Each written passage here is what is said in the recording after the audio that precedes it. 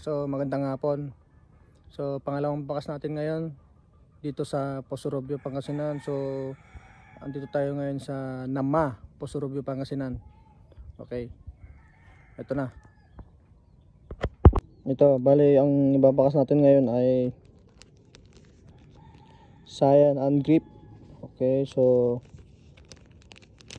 sticker ko, tapos 100 na rin pang gasolina mo. Ayan. So ito, dito ko ilalagay. Pwede na ito iwan ha.